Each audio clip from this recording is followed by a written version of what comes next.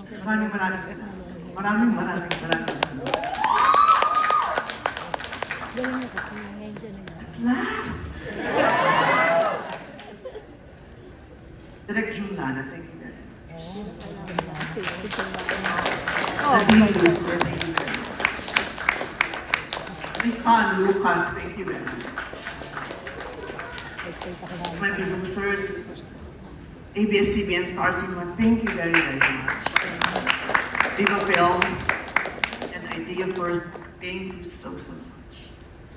All my co-actors, thank you very much.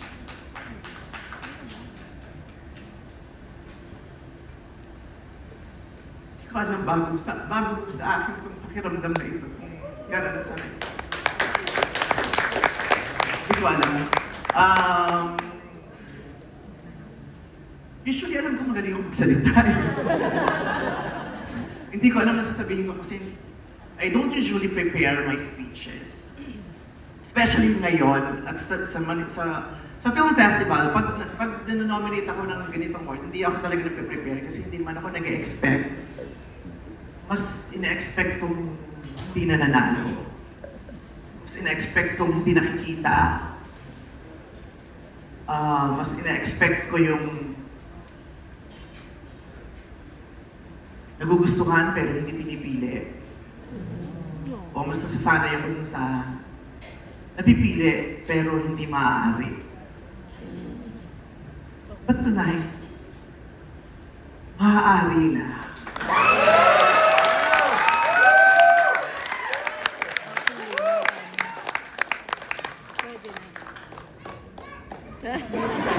Maraming salamat po sa lahat ng jury, sa lahat ng jurors. Maraming salamat po. Kanina nga, nung sinasabi yung mga pangalan ng jurors, sabi ni Direk, bakit? Kinabahan ako, bakit? Puro lalaki yung jurors. Tapos may pare. Pero salamat po, nakita niyo po ako. Salamat po, kinilala niyo po ako. Maraming salamat po. It's really 2025. And it is really possible. And it is real. Queer people can be best actors.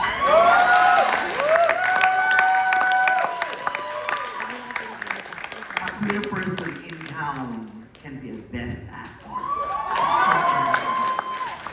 It's about damn time. Maraming salamat po sa... Sinisipon ako. Maraming salamat sa mga producers ko at sa writers ko at sa Metro Manila Film Festival for allowing us to tell a wonderful story. Maraming salamat sa aking direktor na hinayaan mo akong isabuhay ang isang karakter na realidad ng napakaraming individual, lalong-lalo na bahagi ng LGBTQIA+ community. Binigyan niyo po ako ng pagkakataon sa pelikulang ito na ikwento at isiwalat ang isa sa pinakamabibigat naming takot. Hindi yung takot na maaaring wala kaming kakayahan, kundi yung takot namin na baka hindi kami payagan.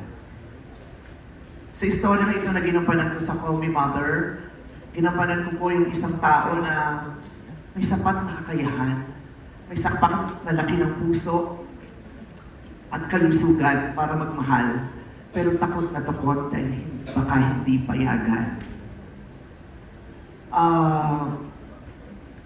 At maraming salamat din sa pagkakataong ito. Sa pelikulang yun, nasambit ko yung linyang kami mga bakla, maaaring hindi kami magdalang tao, magbuntis at manganak. Pero nanay kami. Nanay kami ng mga sarili at mga pinipili naming pamilya. Nanay kami, magulang kami, at tahanan kami. Salamat po talaga dito. I also want to share this award sa lahat ng mga magulang, sa lahat ng mga piniling maging magulang. Sa nanay ko, maraming salamat sa nanay ko na minsang lumisan para panindigan ang pangako niya na bubuhayin kaming mga anak niya. Sa nanay kong umalis para magsakripisyo, para malungkot, para mag-isa, para may kainin kami at huminga. Sa kapatid ko kay Tabug na araw-araw pinipilit ng subukang magpakaina. At sa isa ko pang kapatid, ang ating tina ko na naging nanay ko nung umalis ang nanay ko. Sa kapatid kong si Babot na naging nanay ko rin at pinalaki ako sa takot sa pamamagitan ng tingin niya. Kaya pinipilit kong magaling para hindi ako mapagalitan niya. Sa mga nanay ko sa industriya, kay Tita Cory, kay Wendy Ramos na nanay ko. Maraming salamat. Inaalala ko itong award na ito kay Ryan Bang, nakauna-unahan itong anak. At lalo higit, pinasasalamatan ko, tinali ko itong parang ano to. To my baby, my partner, my husband, my soulmate, my best friend. Ayon, this is also for you. Sabi nila, bakit daw damang-damang ko? Sabi ni Ricardo sa akin, bakit hugot na hugot ka dun sa pelikula sa For Me Mother? Parang nanay na nanay ka talaga. Kasi damang-damang ko talaga. Kaya gusto ko mag-sorry kay Ayon dahil taon-taon, pinaplano namin magkaanak. Pero dahil sa dami ng iniisip ko at obligasyon ko at trabaho ko at napakarami gusto ko pang gawin, taon-taon, hindi rin namin itutuloy yung plano namin. Kaya parang taong-taon namamatayan din kami ng anak. Kaya sana magkaroon pa ako ng mahaba pang buhay para at sana makapag-desisyon na talaga ako para maibigay ko na yan sa pamilya namin. Kasi gusto ko na talagang maging nanay. Kasi gusto ko na magmahal ng bata na sarili ko, na akin, na pwedeng-pwede. Dahil nanay talaga ako. Maraming salamat.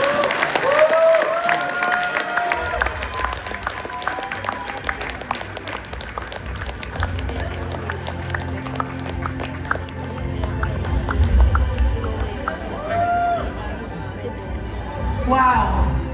Thank you and congratulations to our winner.